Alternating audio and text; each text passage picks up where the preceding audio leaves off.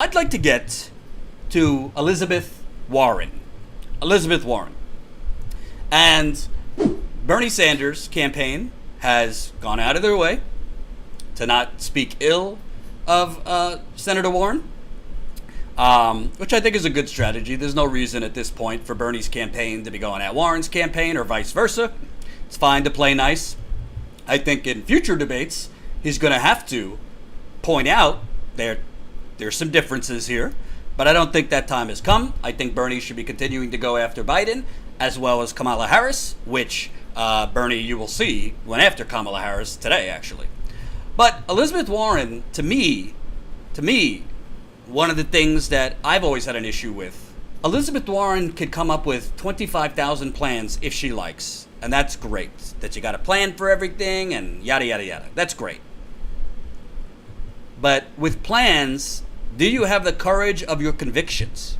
Are you a trustworthy progressive leader? Are you someone that the people voting don't have to wonder if these plans you're putting out during the campaign, are you going to actually follow through?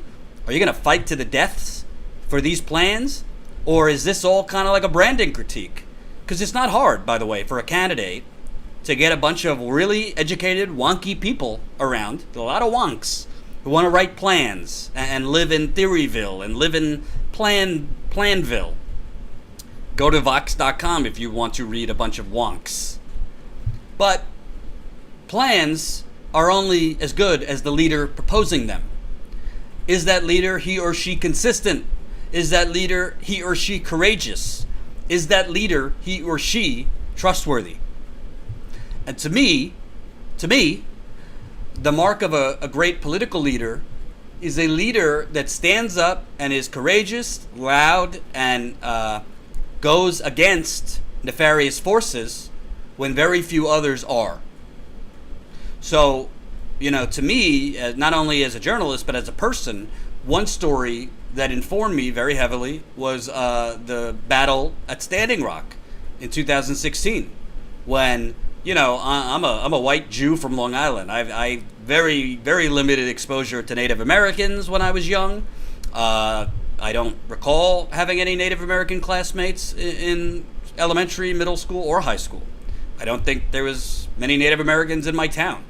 I knew the history that I was taught at school, but not the full scope of the oppression, both past and present. So when you go to Standing Rock, whether it's as a journalist, whether it's as an activist, whether it's as a Native American, it really opens up your eyes to the not just the systemic inequities and the systemic baked in second class, third class, fourth class citizenship that Native Americans have been given by the people that stole their land, raped their women, and killed their ancestors, but the pure racism and hatred that has been allowed towards Native Americans. So that's why I think during the Standing Rock movement, particularly when you want to talk about the police brutality against Eric Garner, you look at the police terrorism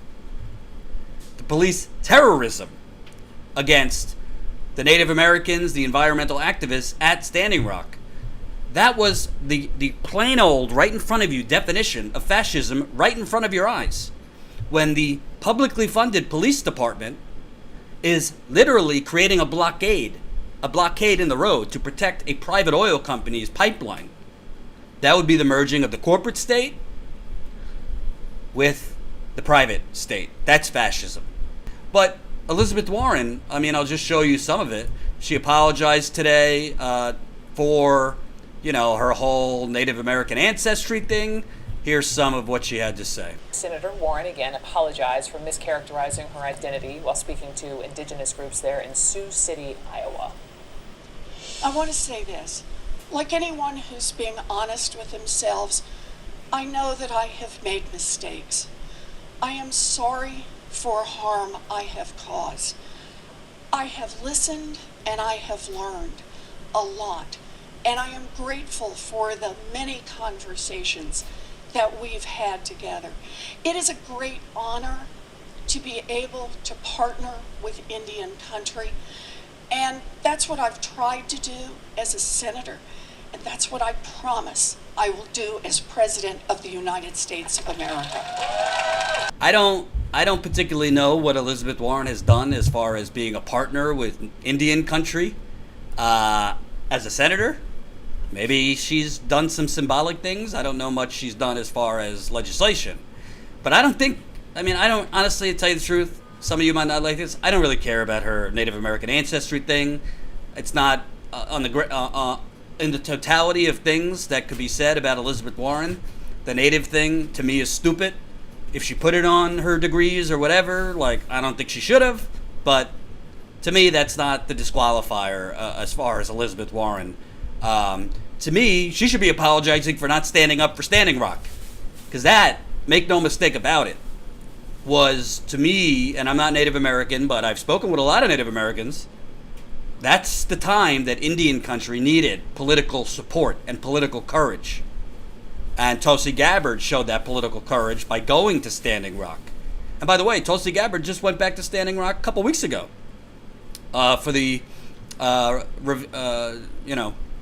launch of their solar farm. So Tulsi Gabbard went there. Bernie Sanders did not go there, but he spoke out several times, including right outside Congress, about Standing Rock and standing up for Standing Rock. Elizabeth Warren did not. And I would venture to guess that, when was this? September, October of 2016, Elizabeth Warren was already starting those engines towards 2020. Sure, didn't know at that point if Hillary Clinton was going to be president, but Elizabeth Warren knew at that point, this thing with the Native American ancestry was a big issue.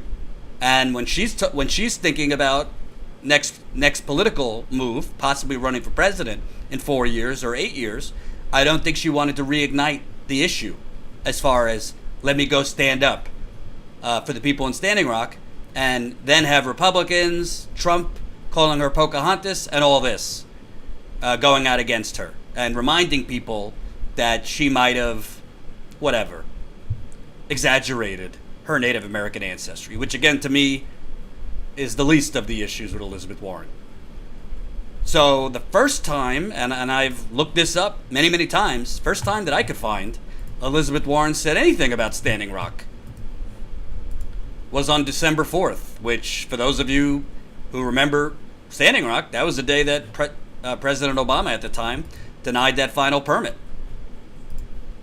I don't know how anyone could watch the news and not be horrified by what's happening at Standing Rock Reservation in North Dakota.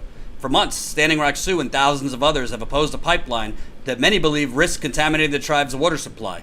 I don't really need the rest. The real point here is the date. So, yeah, she's right. For months at that point, Native Americans, not to mention their white environmental activist allies that came, were getting grenades shot at them, tear gas, pepper spray, rubber bullets, freezing water tanks. That was starting in September. You remember the dogs that you saw, thanks to Amy Goodman's reporting? Dogs biting protesters? Elizabeth Warren was silent. So, again, I'm not speaking for Native Americans, but, day late, many dollars short, in my view, which finds it a little hard to really take seriously what are her intentions right now as far as her plans for Native Americans. Again, nothing wrong with a candidate with a lot of plans. I've read some of her plans. They're good plans. But you have to not just look at what people are writing now. Hillary Clinton, she proposed a lot of, quote, progressive plans. Problem is, anyone with an objective brain who knows a little bit about politics knew Hillary Clinton's not going to stick with most of these plans when she gets elected. She's just throwing out meat to whatever constituency she needs to get elected. And that's, to me, what it looks like Elizabeth Warren is doing right now. Because she knows if she were to become the nominee, that Donald Trump is going to keep hitting her as Pocahontas, as Pocahontas, as Pocahontas. And to combat that, she doesn't want to have to just combat it herself. What she is saying is she's going to want Native Americans to defend her. And that's why she is making this olive branch to Indian country. Wesley Wiles said, and I just got this message, apparently I'm wrong, he says, Wesley Wiles, I'm a Native American. What you were saying is bull. Thank you. She co-opted Native identity to further a lawyer career. It's common practice to claim minorities when getting into prestigious school. Wesley, I obviously give you deference if you're a Native American. My point wasn't to say what she did was not wrong. My point is to say, to me, this isn't the major disqualifier with Elizabeth Warren. I'm not going to take the Republican talking point that this is why you shouldn't vote for Elizabeth Warren, in my opinion. I don't think it's a good thing that she did that. And I'm not going to pretend to know what the norm is. I'm sure people do that about Native American ancestry or other type of ancestry to advance or get into certain schools, whatever. It's not a good thing. I don't want you to take it the wrong way. I guess what I was saying is on the grand scheme of, like, for example, with Hillary Clinton, I didn't cover the email thing that much because to me, that's so far down the list of issues with Hillary Clinton to be covered. There's plenty of more substantive things that could have been critiqued about Hillary Clinton.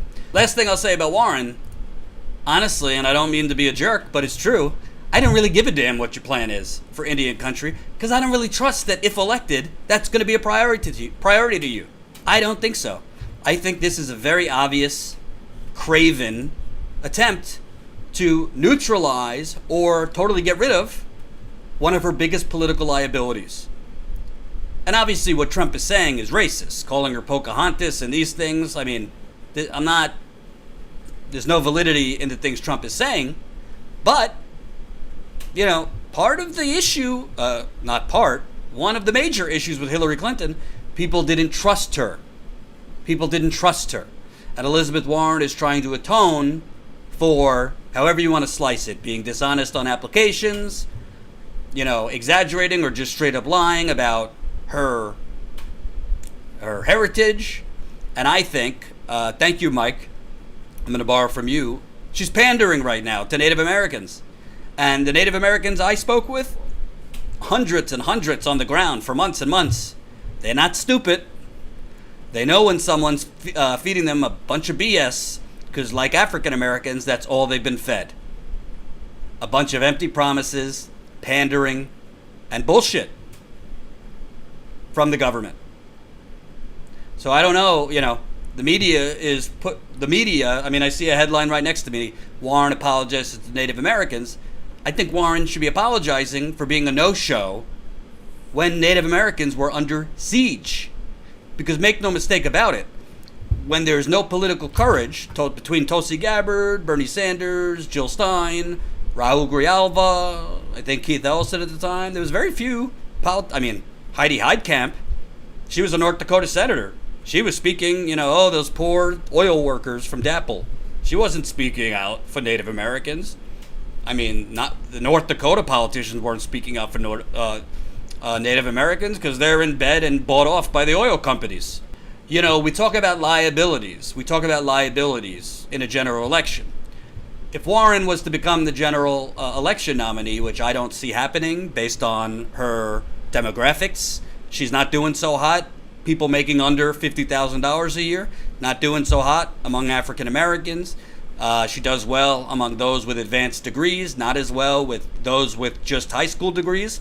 By the way, those with just high school degrees are the majority of Americans. Majority of Americans don't have a college degree. But I still think this Native American thing, right or wrong, is a liability for her, because if you look at one of the major reasons Hillary Clinton lost, people did not trust her. And I met so many Donald Trump supporters in 2016 that were not really, you know, big Trump supporters as much as could not bring themselves to vote for Hillary Clinton. They thought she was dishonest. They thought she was corrupt. I'm not saying Warren is to that level, but This is a liability. And frankly, as somebody who was on the ground freezing my behind off and seeing the atrocities around me at Standing Rock, the reason I think it's so important to call Elizabeth Warren out is, frankly, there could be another Standing Rock. I mean, Keystone XL pipeline, if you've looked into it, the police in Nebraska, Montana, South Dakota, they have been arming up for potential protests for the Keystone XL pipeline. There have been laws attempted to be passed since Standing Rock to make it a felony to protest, quote, critical infrastructure, aka pipelines. They are trying to basically criminalize protest. And they are trying to pull back restraint on police, where you might, unfortunately, and frighteningly, start seeing real bullets thrown around. Because they're making it seem like protest, even banging on drums, or holding your hands to each other to block construction, is equivalent to terrorism, as they say, eco-terrorism. So, that's what I think about Elizabeth Warren and her apologies to Native country. I think she was apologizing for the wrong thing. Hope you enjoyed that last video. Hop on over to statuscoup.com, where you can sign up for our email list and become a member for as low as $5 to $10 a month. Membership is how we grow. That's statuscoup.com/join. And remember, join our email list so we can grow the revolution with you.